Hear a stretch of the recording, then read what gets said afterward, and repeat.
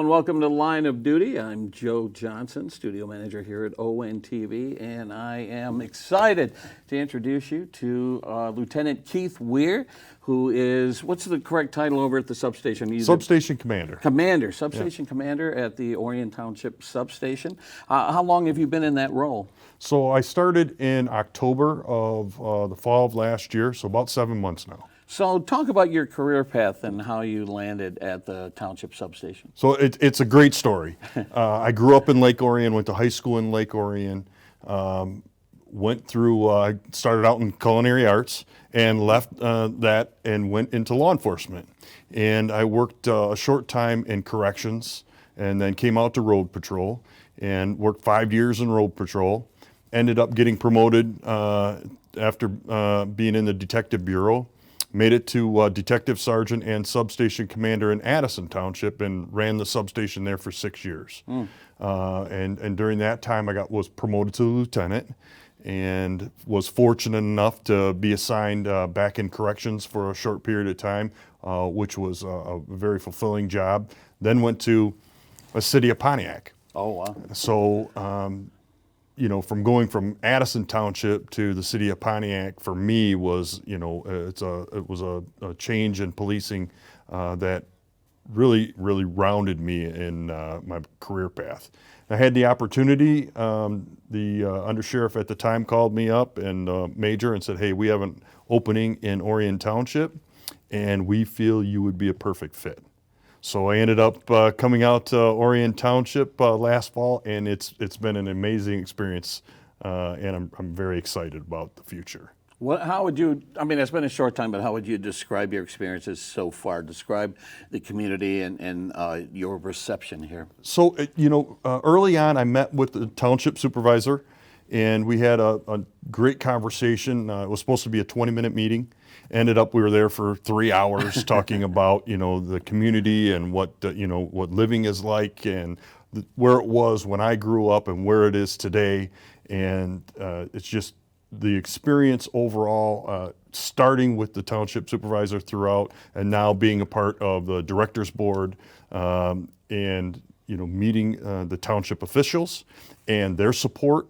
It's been overwhelming, the support that's provided not only by the community members here, but by your elected officials for law enforcement. It's been great. Yeah, we on our last episode of Line of Duty, we had the new police chief in the village, Chief Edmondson, come in, and he came here from Las Vegas, and you can imagine what the lifestyle in Las Vegas was like compared to coming here to Orion Township.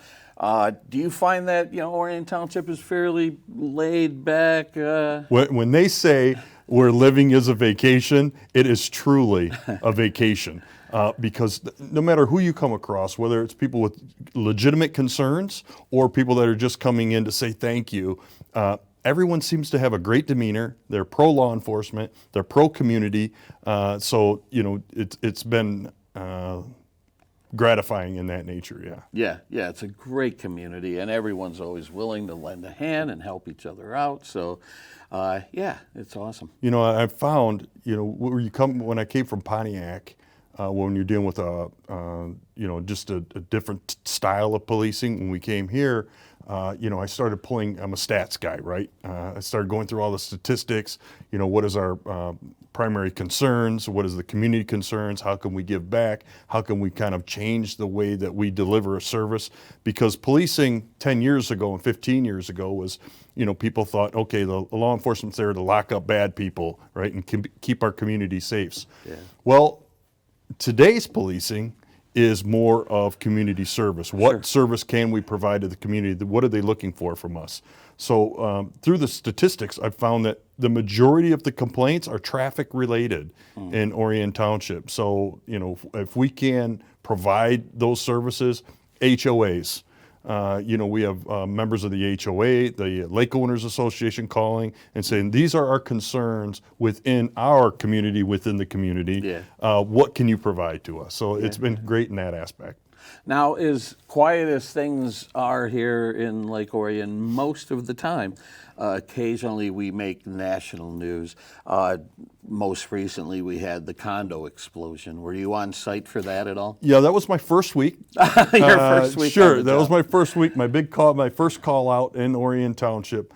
So that was something that directly affected not only us here in Orion Township, but nationwide. And there was a lot of support. Oh, sure. So it was good to see. Yeah. We have a volunteer here at ONTV, Evelyn Doyle, who lived in one of the condos near the explosion, and she said she was in her living room and things started coming down around her. She had no idea what was going on, and she was the one who was having a package delivered to her home, and the delivery guy ended up being a hero trying to get people out of those burning buildings. It's an amazing story. Yeah, when you think about that, supervisor asked me to reach out to the young man and see if he would come and attend a meeting where they wanted to honor him as a hero in the community. And I spoke to him on the phone, and he said, "Look, this was God's way of telling me that I provided and I was giving back. Yeah. And thank you, but no thanks." Right? That's and amazing. it just kind of, So I just humbling. sat back in my seat and thinking, here this guy just, could have saved multiple lives, and he did, in fact. When by his actions have a large part in that, and didn't want any pat on the back or any awards for it. So Yeah. it's something. It's got to be great in your line of work to come across individuals like that who reassure you that, things are going to be okay. Yeah, right. That's awesome. Now, other stories that have made national headlines. Obviously, a number of years ago, we had the tragedy at Oxford High School. And especially since then, any sort of incident, any sort of threat that comes along, everyone's on high alert, obviously, because you think, well, if it can happen in Oxford, it can happen anywhere. Over the past several years, there's been the occasional threat to Lake Orion High School and nearby high schools. And especially with what happened in Oxford, you can't take these threats lightly. So I have a couple of questions along those lines. First of all, when a threat comes in, what is the county's response? So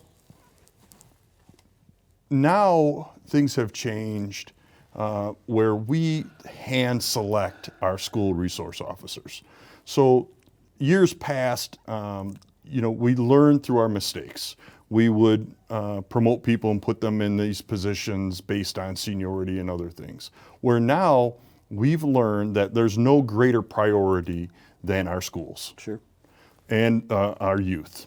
So we hand select our school resource officers who have patrol investigator experience, who have are highly motivated and want to be a part of that community aspect, right? So we select these individuals and we place them in the schools based on contracts, right? And in our situation here in Orion, we have two school resource officers. One is assigned to the middle schools and one is assigned to the high school. So anytime a threat comes in, whether it is through an online resource or in person or through administrator or counselor, faculty member, a concerned parent, or just a concerned citizen, that is immediately assigned out to a detective or a school resource officer for follow-up. And fortunately for us in Oakland County, we are led by one of the nation's leaders, Sheriff Bouchard. Yeah. And he has made it very clear what our position is as far as school threats. And I have a quote here I'd like to read for you, Sure. from Sheriff Bouchard. And I think it kind of spells out his position. It says, quote, "I want to be very clear that any threat will be fully investigated and we will seek to hold the person accountable for their actions, whether they intended to carry out an act of violence or thought it was a joke, is a crime and will be treated as such." And that was his quote on September 11th of 2024. And another quote here is, let me reiterate, if you make a threat, you will be tracked down and held to account. And that has been our position and continues to be our position.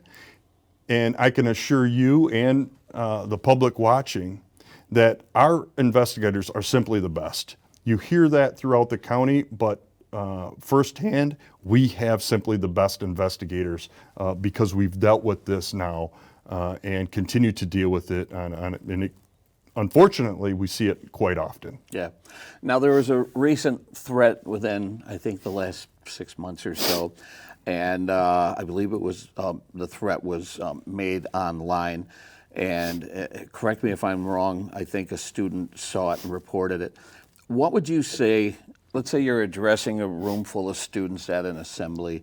First of all, what would you say to a student who sees a threat on social media, whether it's Facebook, Instagram, Snapchat, any of those apps? What would you say to a student who sees that threat? Well, we would like them to immediately report it.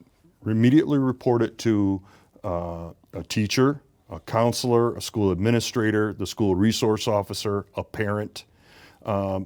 That is the first step. If you see a threat, take it seriously, report it to someone of responsibility so it can get to us so we can follow up. Okay. So the report comes in, it's turned over to the resource officer. All of the resources at your disposal, I'm sure, come into play. What happens when you track down that individual, when you get a location on that individual? What happens then? So, and again, based off of what we've investigated in the past, there's two types of threats. There's credible threats, and there's indirect threats, and there's threats that we deem credible, right? So whether it was meant to be a joke and they just wanted a day off of school, or like the specific threat you're speaking of that was just a few months ago, there's two charges. There's a misdemeanor charge and a felony charge. So you could be charged with a misdemeanor if it's just a threat against the school, or the felony if you actually have an intent, whether you have a firearm or a knife or some other means, you can be charged with that felony. Now, a parent's responsibility, right? We saw that recently with the Oxford incident, as parents can also be held liable.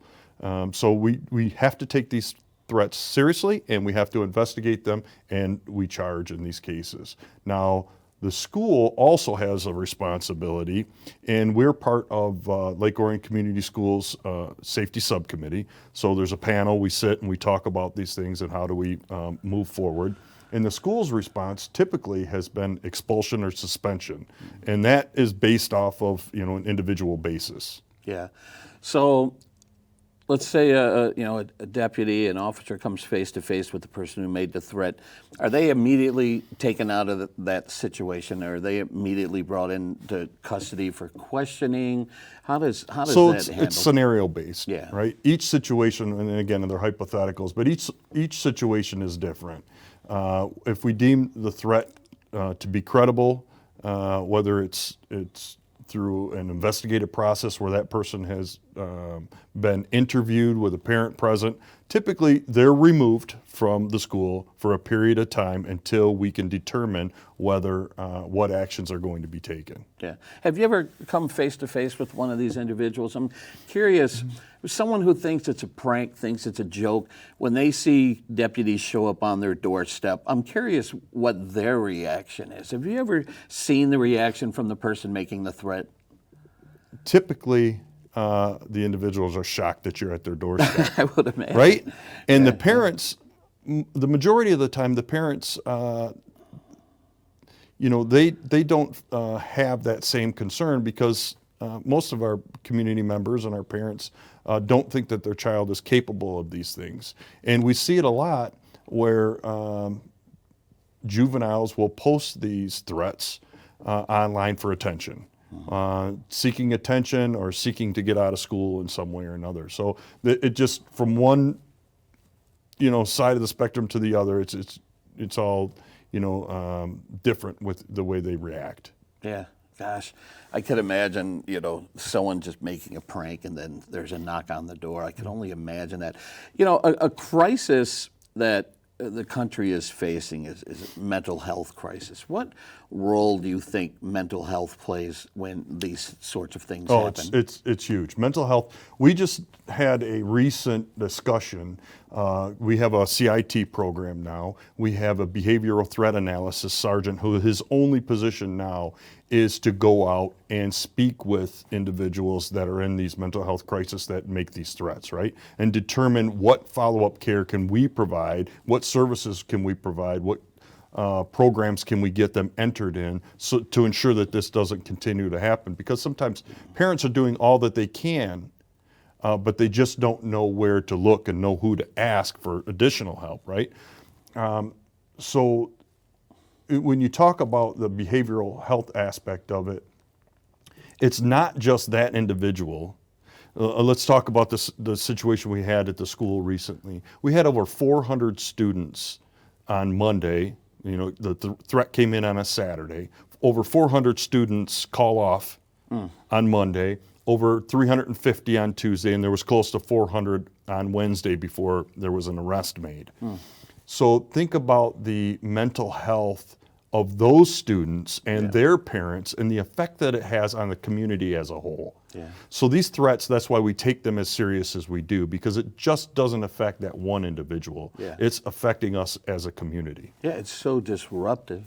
Let's talk about the role of the parent. You know, in a lot of these cases, I just reading a story recently, and then of course the Oxford situation, where a student shows signs, whether it's disturbing images that they're drawing, or, you know, maybe they've harmed a small animal or something like that.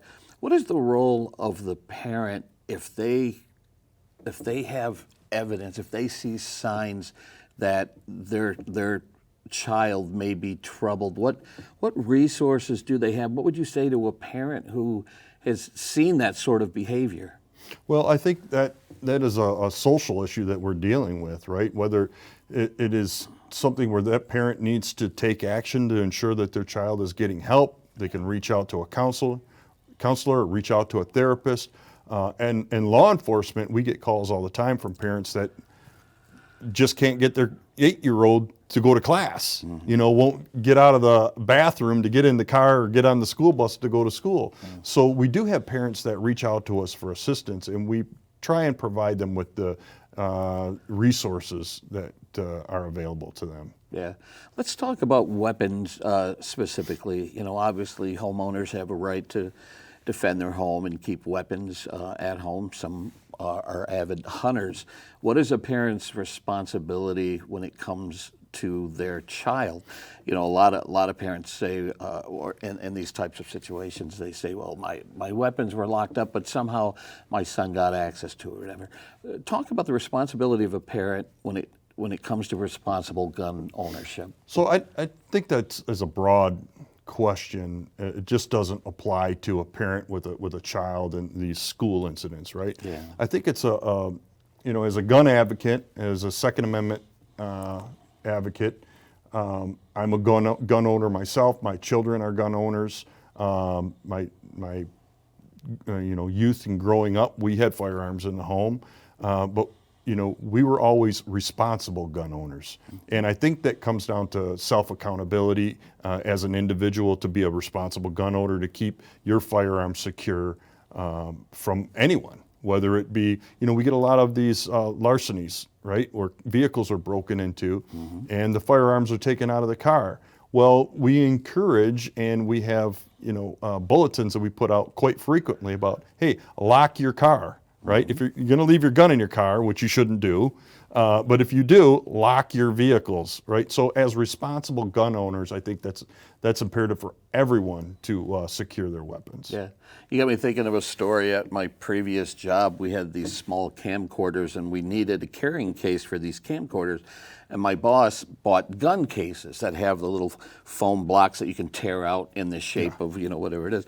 And so we had cameras in there, and a couple of our producers went to downtown Detroit to shoot some video at Comerica Park, and they left their gun cases on the passenger seat of the car where anyone walking by can see it.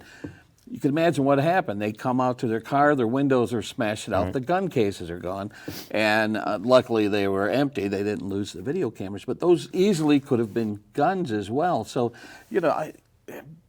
we're talking about responsibility here. You can't just leave something on the passenger seat of a car where someone could get access to it.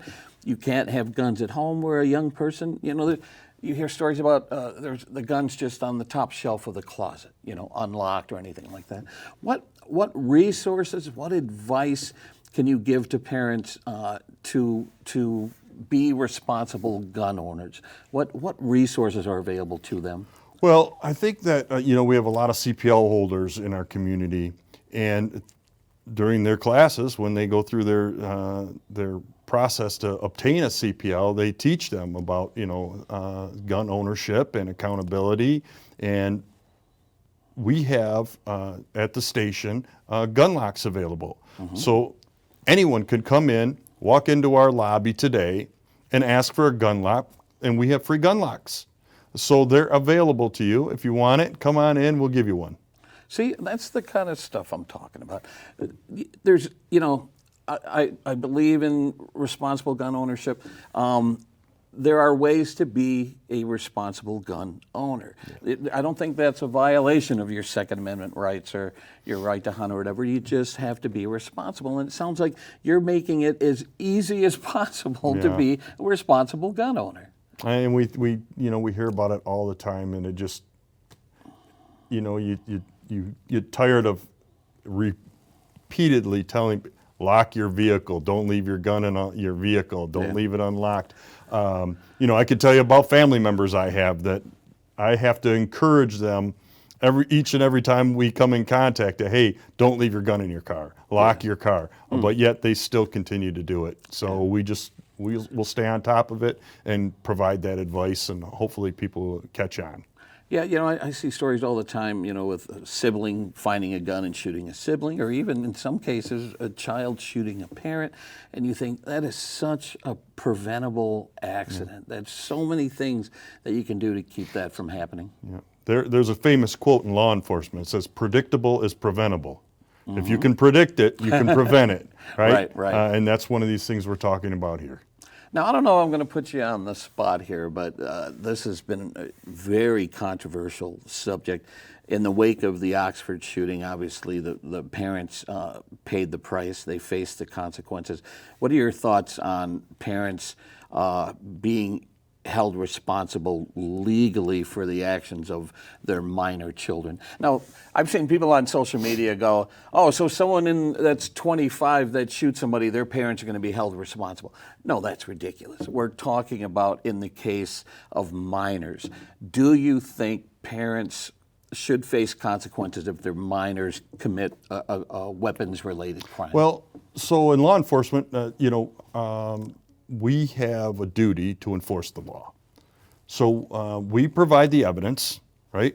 And the prosecutor's office makes a determination whether or not charges are issued, whether there's probable cause to issue. So in this aspect, when you're talking about this, I think that our community was divided.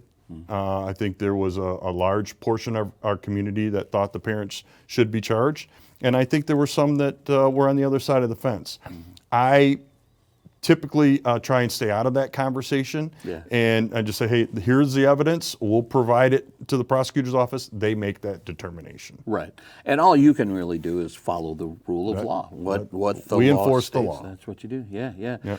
So to get this message out, are you willing to attend assemblies, maybe address homeowner groups, that sort of thing to help get this information out? Yeah, so that takes us back to our original conversation about, community service and where we're at in law enforcement today.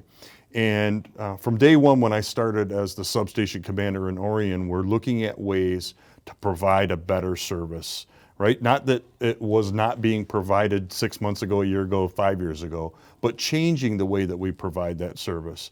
And we've identified areas in which we can provide information to our community. Right. And we talk about fraud. I'm sure that in the last week or to 10 days, you've probably received text messages where you thought, okay, this is a scam, Yeah, right? paying tolls. There was something else I just got recently too, where they're like, "Oh, you owe money. Contact this." Right? Yeah. Or the senior scams that are going around. So we've identified some of these problems and we've said, okay, how are we going to address those to make it better for our community? Yeah. We've identified some of our patrol investigators, our detectives, some of our school resource officers, and just deputies in general that want to provide. So we've set up programs to where we can go to HOAs, we can go to our senior centers and give seminars on how not to become a victim. Yeah. So the same thing here. That it's so important to get that information out. How can they reach the Orion Township substation? So I want to put out there today, I should have brought it with me. The sheriff has a new app. Oakland County Sheriff's Office has an app now that you can download on your phone. And it's free to the public. And there's all kinds of services that are provided. There's a directory for every single substation, every single unit. You can get bulletins and updates and such as this with the gun violence. There's information on gun violence. There's information and where you can provide tips to the sheriff's office to be investigated.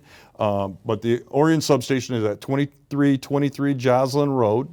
Our lobby is open Monday through Friday, 8:30 to 4:30 for anyone who wants to come in. If they have a question for me, if they have a question for one of our patrol sergeants, or if they just want to stop in and say hello. That was one of the great things I liked about Addison Township. It was small, but the community members would stop by all during the week just for a cup of coffee. Yeah. And I could sit down and have a one-on-one conversation with someone that normally you wouldn't have that with, right? But yet it gave you an insight of how the community felt and what their needs were. So I'd like to be able to do that here. Just come on in for a cup of coffee and say hello. And you're always welcome back here at the ONTV studio. If you ever want to get some information out, you're always welcome to come here, and we'll help you spread the word. I appreciate the invite. Thanks for having me. All right. Well, thanks for coming out. Thank you. Appreciate it. And thank you for watching Line of Duty, and we'll see you again soon.